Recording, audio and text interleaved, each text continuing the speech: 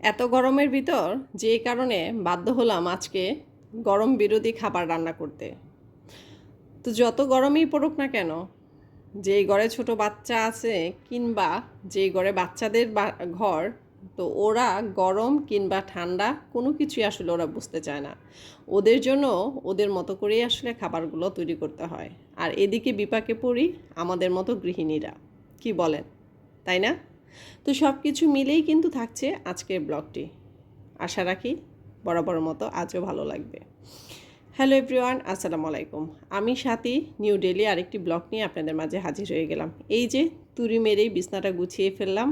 যদি আসলেই তুড়ি মেরে বিছনাটা গুছিয়ে ফেলা যেত, তাহলে মনে হয় আমাদের মতো গৃহিণীরা এত খুশি হতো, যেটা স্বর্ণগয়না পেলেও হয়তো বা হতো না। তো যাই হোক, এদিক দিয়ে হচ্ছে বিছানাটা গুছিয়ে চলে আসলাম ডাইনিংয়ে।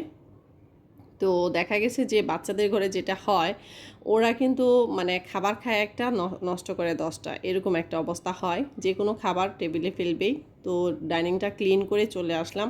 অন্যান্য যে ফার্নিচারগুলো সেগুলো মুছতে যতই গরম পড়ুক না কেন, আসলে গৃহিণীদের কাজ তো কাজেই থাকে, বসে মানে থাকা যায় না।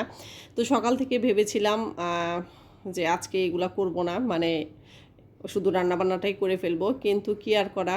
মানে ওই যে যারা আসলে একটু টিপটাপ পছন্দ করে বা গাছটা একটু পছন্দ করে, তারা কিন্তু চাইলেও কিন্তু বসে থাকতে পারে না, হোক গরম কিংবা অসুস্থতা।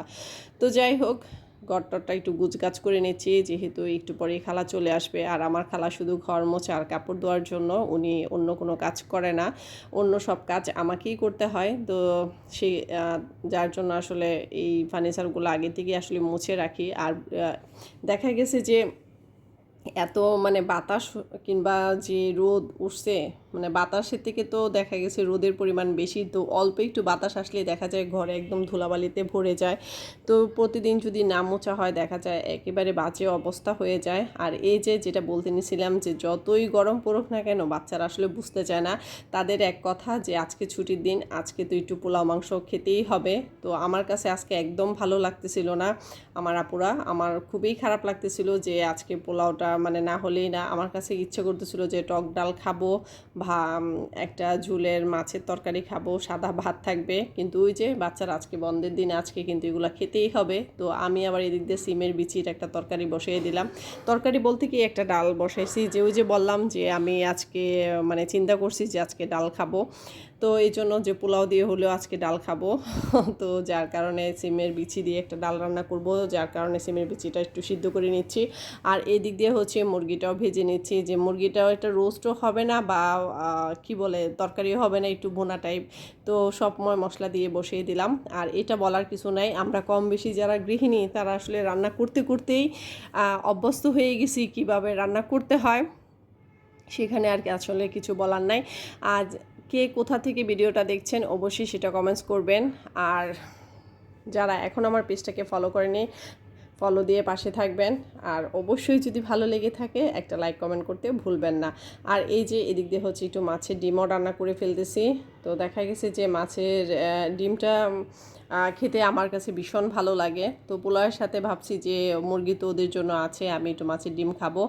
তো আমার কাছে বরাবরই মাছের ডিম, আলু ভাজা এগুলো খুবই ভালো লাগে। যতই গরম পড়ুক না কেন আমার কাছে কিন্তু আপুরা খুবই ভালো লাগে। আর এই যে এদিক দিয়ে হচ্ছে মুরগির রান্নাটাও কিন্তু পুরাই কমপ্লিট। এখন হচ্ছে সব কিছু বেড়ে নিব।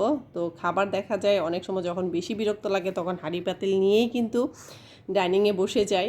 আবার মাঝে মধ্যে যে গাছ করে দিই। আর আজকে যেহেতু শুক্রবার, মানে এটা ছিল বন্ধের দিনের খাবার, মানে শুক্রবারের গতকালকের খাবার। আর এই যে এদিক দিয়ে খাবারের পরে তো একটা মিষ্টি আইটেম লাগেই।